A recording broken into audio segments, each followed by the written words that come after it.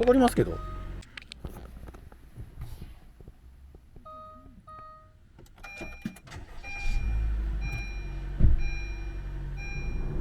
ケイチです。動画のご視聴ありがとうございます。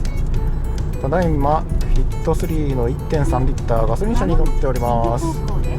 これは僕の車ではなく友人の車ということになりますが、車がですねバッテリーが上がって動かないということで見てほしいと言われたらですね、全然大丈夫で動いているという状態だったので、でも全然乗ってないというところだったので、しばらくですねこのヒット3の 1.3 リッターガソリン車を走らさせてもらって、バッテリーの充電を兼ねてですね、ちょっと長距離といっても1時間ちょっとぐらいの予定でですね走っています。渋滞してしまうとバッテリーの充電をですねすることがあんまりできそうになかったので、山道をなるべく通って混まない場所を通ってですね走っていこうと思います。で、せっかくなので目的地はですね新神戸駅に行くということにしました。新神戸駅に行って駅弁を買ってくることを目的にですねロングドライブをしてみようと思います。新神戸方面に普通に行くのであれば、伊丹空港あたりから行くとして、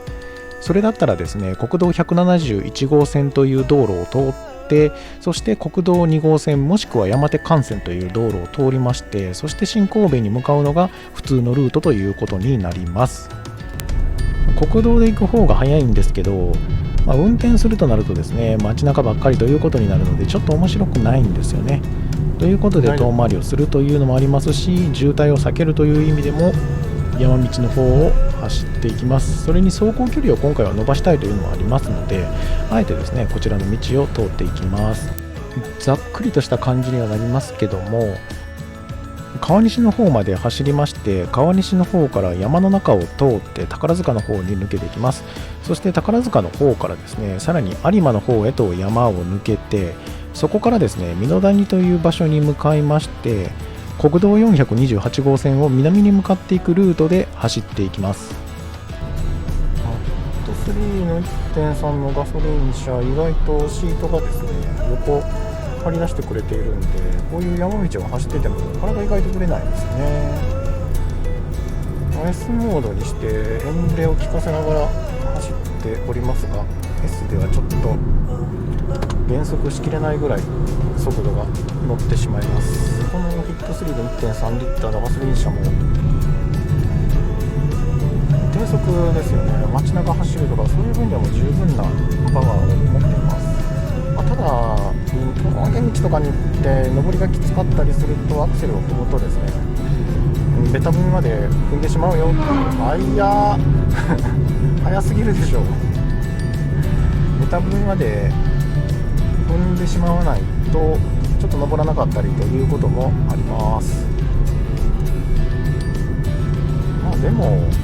価格とのバランスを考えるとやっぱりこのフィット3の 1.3 リッターはガソリン車ですね。すごくいいんじゃないかなと思います。価格重視でいけばこの車正解だなっていう感じです。の方に進んでいきます。ここは右車線に入ってきます。こういうところは加速しません。こういうところだけですかね。こういうところはイーコンがオンになってるっていうのもあるかもしれないですけど、この交差点を左に曲がりまして有馬の方に抜けていきます。本当にこういうところが重たいな。絶対これイーコンのせいだな。確かにこれでもな、イーコンオンにしとこう。イーコンをオンにしとかないとエアコンの強調制御になるんで、エアコンがね頑張りすぎちゃうんですよね。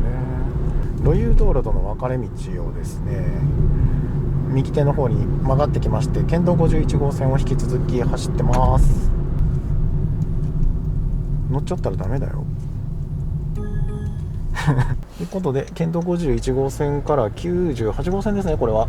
に道を変えていきます。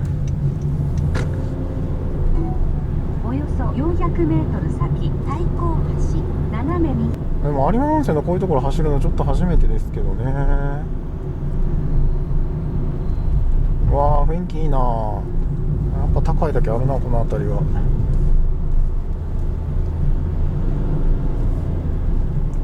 と1泊3万とかが結構普通だったりもするので、場所によってはですけどね、なかなか泊まれないですよね。1万5000円ぐらいが相場かなとは思うんですけど、有馬温泉はちょっと高いですよね。ああ、この道に出るのね。オッケー。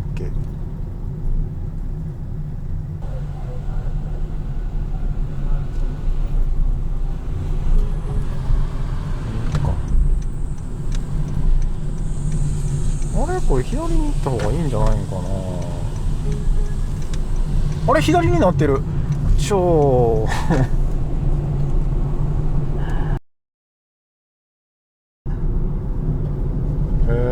戸電鉄ってこんな感じの電車なんだ。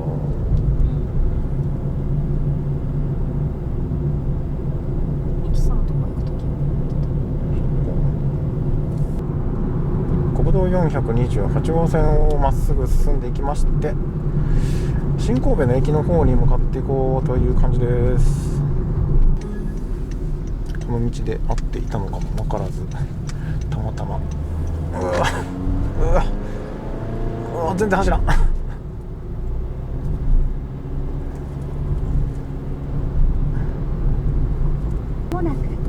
国道428号線をそのまま南に下っても良かったんですけども、途中混雑しそうだなと思ったので、ここからはですね36バイパスを使うことにしました。使うのはですね、実は初めての道路です。ここから新神戸の駅まではですね、一気に走り切ることができます。出口付近までやってきました。この36バイパスの出口が三宮あたりということになるんですけど、ここはやっぱり混雑していますね。ちょうど出口のところが信号になっていまして、信号待ちという感じになりました。ここで信号3回分ぐらい待たされましたね。36バイパスの出口を出るとすぐに交差点があります。これを左に曲がってですね、ここを左に曲がったら続いて見える交差点を左に曲がると新神戸駅は目の前ということになります。新神戸駅は六甲山のふもとにあるということもあって、トンネルとトンネルの間に駅があります。新幹線に乗るとよくわかるんですけども、トンネルを抜けてまたトンネルに入るみたいな、そんな感じの駅になってます。そしてこの目的ですよね、フィット3 1.3 リッターガソリン車のバッテリーを充電しようということで、ちょっと長距離を走ってきたんですけども、最初はアイドリングストップとかも全然かからない状態だったんですけども、新神戸駅に着く頃にはですね、たまにですけどもアイドリングストップがかかるようになっていったので、バッテリーの方もそこそこ充電されたのかなという感じです。たまにしか乗らないとですね、バッテリーの方はどんどんとダメージを受けていくというか弱っていく感じになりますので、たまに長距離走ってあげることは必要だと思いますし、またドライブレコーダーとかを使っていたらですね、駐車監視機能オンにしてて止めてるとバッテリーに対して負担が結構かかると思いますので、あまり乗らないようであれば使わないときはですね、ドライブレコーダーの24時間監視機能を切っておくというのもバッテリーには優しいことだと思います。そして新神戸駅に来たのはですね、実は駅弁一人旅というドラマを見て、そして駅弁が食べたくなったので、このフィット3の 1.3 ガソリン車を走らせるついでにやってきました。ここからはですね、駅弁を買ったりとかいろいろしてるんですけども、それはまた別の動画にしていますので、よければご覧ください。新神戸駅の駐車場はだいたいですけども1時間600円ぐらいの駐車料金がかかってて、1日最大で3300円ぐらい取られていたと思います。新幹線の駅の近くの駐車場なんで、それは仕方がないのかなと思います。それでも結構な数の車が止まっていました。最後の1台でようやく止めることができました。週末しか乗らないとかですね、普段短距離しか乗らないという状態であっても、たまには長い距離車を走らすということも必要だと思いますので、ぜひ出かけてみてください。それでは今回の動画はここまでにします。ご視聴ありがとうございました。